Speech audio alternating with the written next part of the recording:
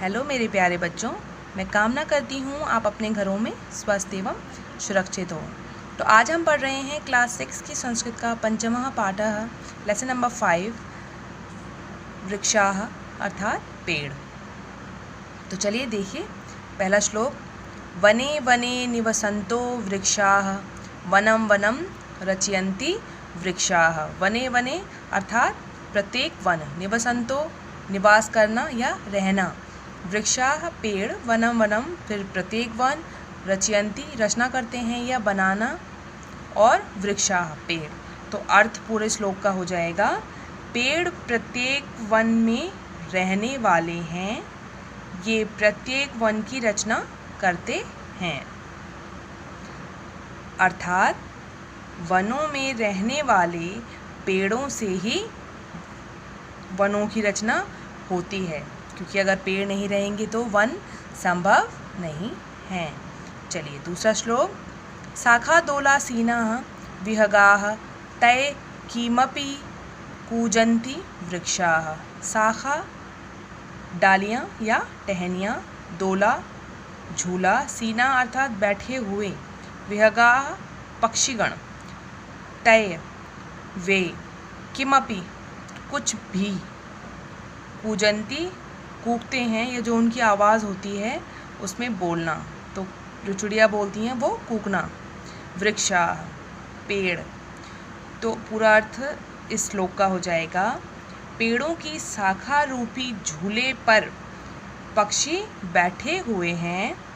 ऐसा प्रतीत होता है जैसे पक्षियों के कूकने से के माध्यम से पेड़ भी कुछ कुछ चहक रहे हैं या कुछ कुछ बोल रहे हैं। अगला है, पीबन्ति पवनम जलम संततम साधु जना इव सर्वे वृक्षाः। पीबन्ति अर्थात पीते हैं, पवनम वायु, जलम जल, संततम हमेशा या निरंतर, साधु जना साधु जनों की, सज्जन लोगों की तरह, इव ही सर्वे सभी, वृक्षाः वृक्ष हैं। तो पूरे श्लोक का अर्थ हो जाएगा, सभी पेड़ साधुओं जैसे हैं जो लगातार हवा और पानी पीते हैं। तो अर्थात पेड़ तपस्वियों के जैसे होते हैं, केवल हवा और पानी पीकर ही वो अपना जीवन यापन करते हैं। श्लोक नंबर 4। स्पृशन्ति पादये पातालं च नभं शिरसु वहन्ति वृक्षाः। स्पृशन्ति अर्थात छूना, पादये पैरों द्वारा, पाताल च और, नभः आसमान या आकाश, शिरसु अपने सिर पर, वहन्ति अर्थात ढोना, वृक्षाः अर्थात पेड़। तो पूरा श्लोक जिसका अर्थ है, पेड़ अपने जड़ रूपी पैरों से पाताल को छूते हैं और वे अपने सिर पर आकाश को ढोते हैं। अर्थात पेड़ों की जो जड़ें हैं वो धरती में बहुत ज़्यादा गहरी होती हैं, तो जो उनकी जड़ें हैं वो पाताल को छू रही हैं।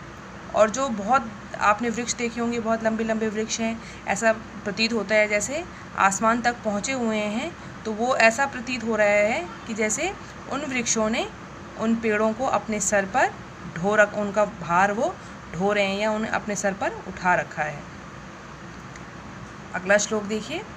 पयोदर्पणे स्वप्रतिबिंबम कौतुकेन पश्यन्ति वृक्षाः। पयोदर्पणे अर्थात पानी रूपी आईने में, स्वप्रतिबिंबम अपने प्रतिबिंब को, अपनी छाया को, जैसे आपने देखा होगा झील के किनारे जो वृक्ष होते हैं तो उनका रिफ्लेक्शन आता है पानी के अंदर, प्रतिबिंब जिसे कहते हैं। कौतुकेन आश्चर्य, पश्यन्ति देखना, वृक्षाः पेड़। तो इस श्लोक का अर्थ हो जाएगा आपका, पेड़ अपने प्रतिबिंब को जल रूपी दर्पण में आश्चर्य के साथ देख रहे हैं, जिससे ऐसा प्रतीत हो रहा है पेड़ पानी रूपी आईने में अपना प्रतिबिंब आश्चर्य से देखते हैं या देख रहे हैं।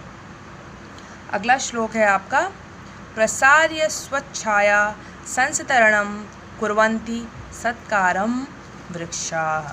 प्रसार्य अर्थात फैलाकर, स्वच्छाया स्व अपनी छाया संस्तरणम अपनी छाया रूपी बिस्तरे को कुर्वन्ति करते हैं सत्कारम सत्कार वृक्षाः पेड़। तो ये श्लोक का अर्थ हो जाएगा आपका, पेड़ अपनी छाया रूपी बिस्तरे को फैलाकर सबका आदर सत्कार करते हैं। अर्थात पेड़ अपना छाया रूपी जो बिस्तर है उसको बिछाकर सभी जीवों को, चाहे वो पशु हों या प्राणी, सभी को जीवों को अपनी छाया में विश्राम करने के लिए आमंत्रित करते हैं।